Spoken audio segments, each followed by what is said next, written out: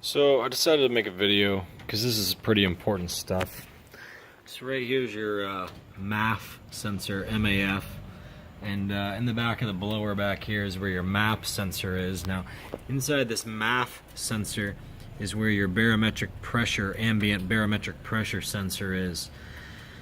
So it's actually reading the interior pressure of this tube. Now you wouldn't think that that's a big deal. You'd say, okay, well that tube is just atmospheric pressure because you know, it's feeding air in from the frame rail and through this fender area here, and that's that. Look at this thing, they loosened my bolt again, what the hell. Anyway, another story. But anyway, what this all comes down to is, don't be surprised if in the next week or month, if you have your car tuned with an aftermarket blower, or even with the stock blower, don't be surprised if your tuner gives you a call and says, hey, we need to get your car back in to get it retuned. Because what people are going to realize is the cars are currently running rich in the high gears, which I've known this for a while and I couldn't figure it out, and everybody said it was the COT activating and all these other things. But I've also seen aftermarket tune cars running rich in high gears, and the only way that we were able to tune the aftermarket tune cars to not run rich is we had to make the AFR, the tables, counterintuitive. We had to make the car set up to run more lean than what logic said. Well, the whole reason why this was happening is this sensor here, okay? So your MAF sensor, basically this tube actually gets pressurized in ram air pressure situations, which is when you get up into fourth and fifth gear. These cars have a ram air situation. So the reason why they have a ram air situation is because the air from the front end of the car comes in and pressurizes just below where this air box is. Where this air box is, there's a rectangle underneath here. And so what happens is that pressure assists, and that pressure is shown inside this pipe. Now the people who have the Haltech trick forced induction duct that replaces or splits, I guess I should say, the stock brake intake, which is right here, okay, the furthest left on the passenger side. That's how we actually realized it tonight. Basically, shout out to Brian, who was on the forum and talking, and was calling me, and we figured this out somehow. Shout out also to the people who've helped us along the way. Chris Crawford is awesome. John Hebert, he's helped us with questions and understanding what's going on. So there's been a few good guys who really helped us out along the way. I really think that what we figured out now is groundbreaking, because what this does is this causes the car to run rich when this ambient pressure sensor is seeing too much boost, or seeing too much pressure. So for instance, guy on the forum that Brian was talking to, what was his name? Anyhow, he put up the complaint that he couldn't figure out why his car is doing strange things in fifth gear and why it's pulling timing and doing all these different things. What we believe it's doing is the car is running rich because once your ambient is showing higher than it is, the car combines the ambient with the mass airflow readings to detect and calculate how much air must be entering.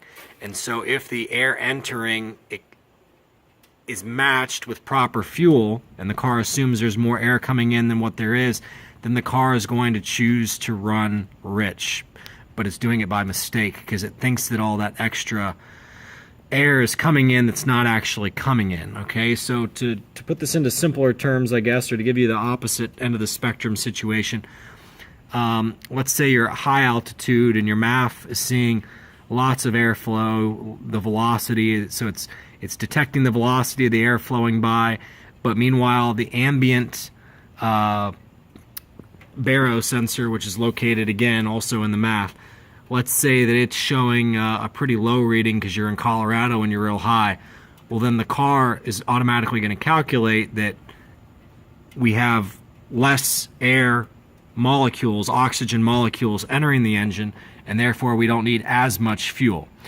Now, here's where things get even more complicated. A while back, one of the GM engineers, and I appreciate you divulging this to me, and I'm not going to say his name because I know he can get in a lot of trouble for explaining this to me.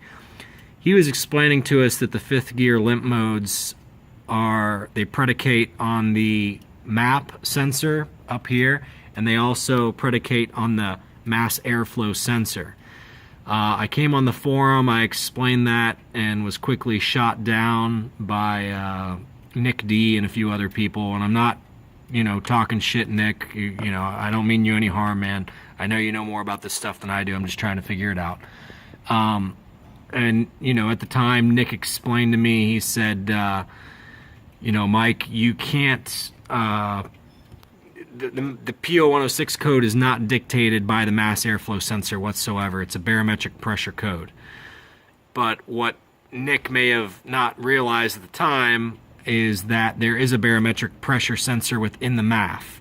So technically speaking, no, it's not the MAF itself, that particular part of the sensor, but there's two sensors within the MAF, if you will. There's the ambient baro plus the MAF, okay? So when the GM engineer was explaining to me that it's both this mass airflow sensor and the baro sensor, or excuse me, the MAP sensor in the blower, now everything's starting to make sense. So here's what it all comes down to.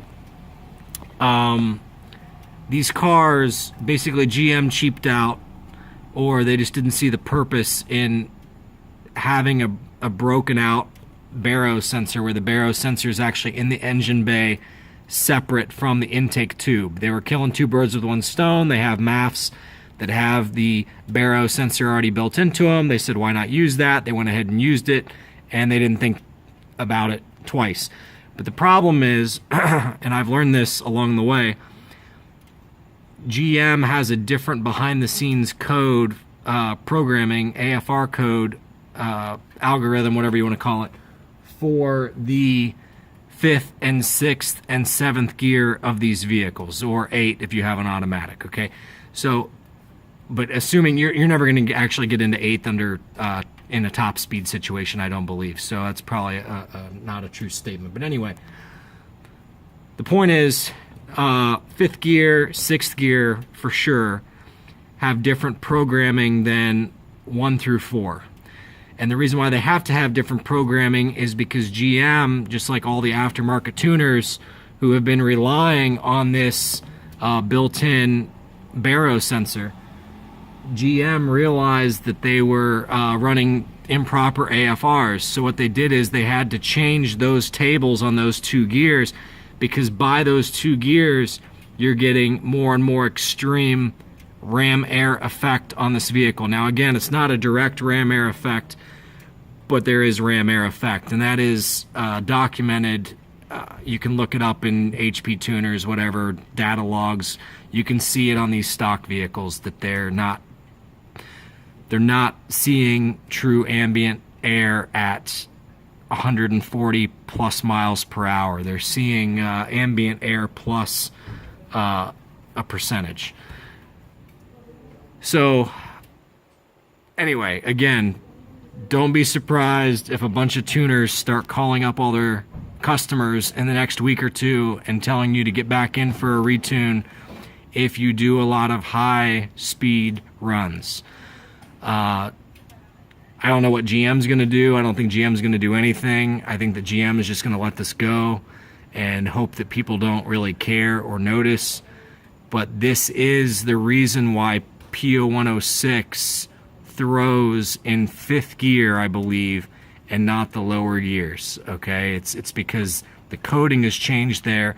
GM didn't do enough testing at 150 miles per hour, 140 miles per hour in those areas at different barometric pressures, and there are exceptions where the where the car is doing strange things. So anyhow, that's probably long enough for now, long enough video. Hopefully you guys understand. Again, Nick, no hostility towards you, buddy. You know more about this stuff than I do. I'm just trying to figure this stuff out, and thankful that we got good guys on our team again, Brian, Chris, John, we're about to do some big things here. So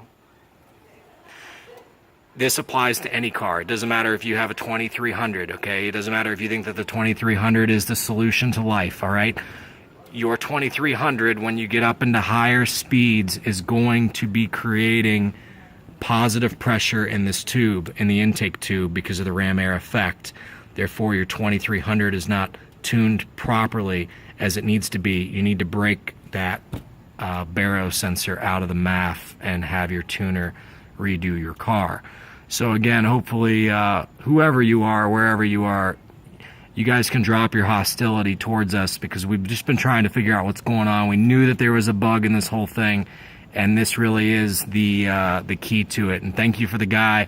I apologize, I can't remember your name, but thank you to the guy who ran a 9-second quarter mile this past week or whenever it was, and you know, had the humility to come on the forum and ask for advice, because we had the eureka moment, Brian and I, when we were talking on the phone trying to figure this out, when we went back to our knowledge about centrifugal style blowers, where you have to break out the ambient baro sensor away from this, because in the centrifugal blowers this pipe is pressurized. So this isn't anything new, but it is new because the guys with the roots blowers didn't realize that they needed to do it, and it does need to be done. So that's a long enough video. Again, we're gonna make some great products here soon. We got some crazy stuff coming out that's gonna solve a lot of problems, but your tuner is gonna be able to solve a lot of problems too, now that he's gonna understand what's going on here, if you're a guy who runs high speed.